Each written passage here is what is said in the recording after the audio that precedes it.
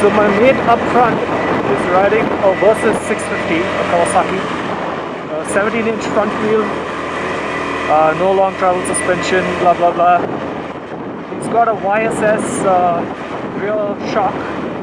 Seems to be doing pretty well. He's quite happy with it, and seems to be enjoying this little trail of his bike. That thing weighs ginormous 225 kilos. I don't know how much that is in pounds. The bike I'm riding, the KTM 390 Adventure, is way lighter, just 175.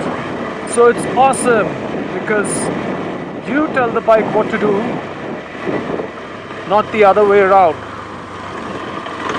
Wow! Which is the way it ought to be for normal folks like you and me, who probably aren't Dakar veterans. You know, you just see all those YouTube videos of these guys like Paul Torres and, you know, doing all this crazy stuff on big motorcycles and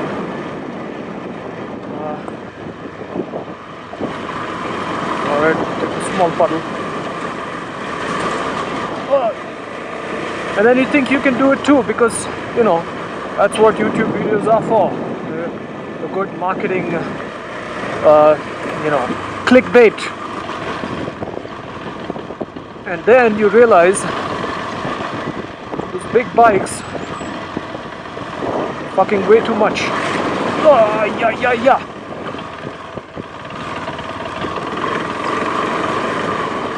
And these are kind of lighter adventure bikes, CRF 250L, KTM 390 Adventure, the G310 GS from BMW, and then you got the Kawasaki Versys 300X. You know, these are the bikes to bring on adventures like these. You know, we rode about 3,000 kilometers across the country. From the south of the country, we're from Bangalore. We rode all the way to the northeast. That's 3,000 kilometers. So you need a bike that can kind of munch the highway miles with good efficiency, not tire you out, can keep, you know, good speeds and get you safe to the destination, and has some creature comforts in terms of you know, good quality suspension, sorted chassis, stuff like that. I think that's where these bikes are good at. And then, you know, when you go off-road, they're light enough and they're kind of reasonably purpose-built to take stuff like this. You know, obviously we aren't going to go trail hunting in a place like this, right? That's not the point. And these are not enduro bikes, so don't treat them as enduro bikes. You got to treat them as travel enduro bikes, which means you travel to a destination, there's a little bit of enduro involved, you do it and you have fun. That's what it is. I think a lot of people expected KTM to drop a 390 enduro, which is probably coming. I don't think it's too far off. There's a presentation which I looked up, which said that some models are coming based on the 390 engine. But you know, you need a bike that can do highway miles, get you to the off-road destination, and then let you do the off-road and then get you back home.